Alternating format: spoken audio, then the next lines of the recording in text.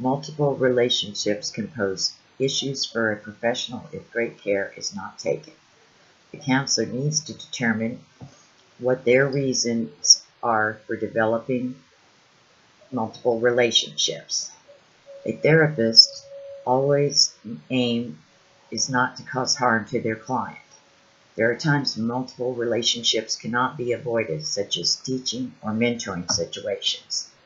Small towns can create boundary problems because of personal interactions with the community, like running into a client at a business. The counselor may not have a choice of businesses if the client works at the only grocery store available. The decisions needed to maintain proper boundaries must be done before professionals begin treating others.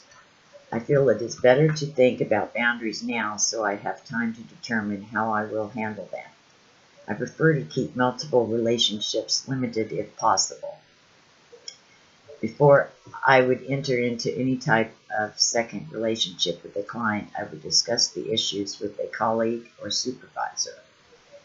I would include the client on the discussion of multiple relationships.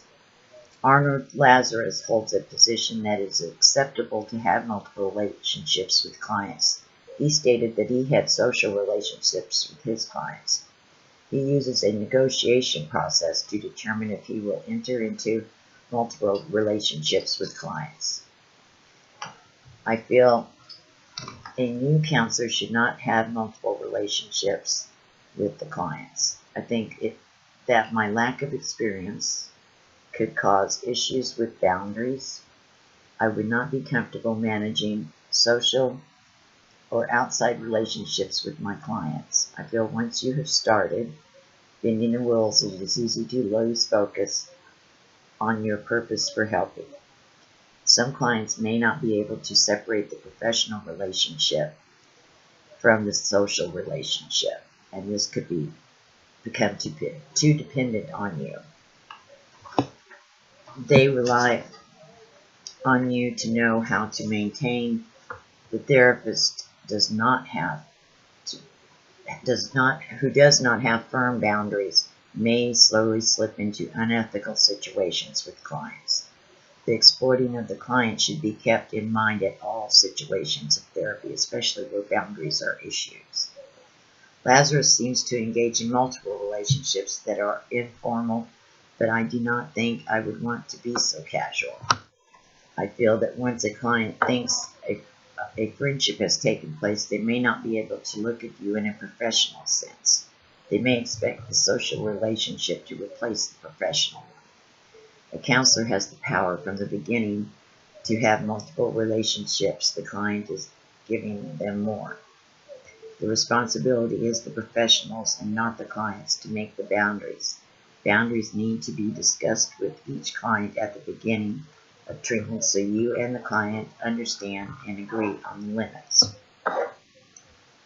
Lazarus has made a choice to include multiple relationships in his practice because he thinks it enhances the relationship. He feels the trust of the client is earned, and in some cases it is appropriate to develop multiple relationships. He stresses to avoid harm, always keep the best interest of the client first. But all professionals may not be able to keep boundaries from blurring. I think he has developed methods to cope with multiple relationships in his life, but I do wonder if the clients are gaining more than him. I wonder, does he discuss these relationships with colleagues to get outside views before he forms them?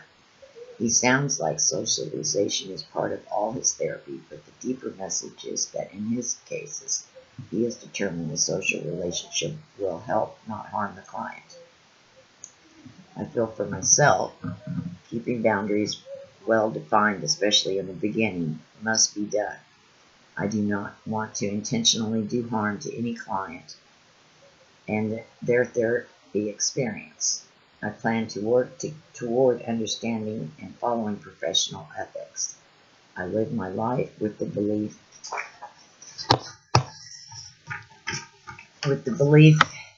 that my positive, caring behavior toward all those I come in contact with makes a difference. The smile we shared or encouraging words can be the one that might make a positive impression on someone else's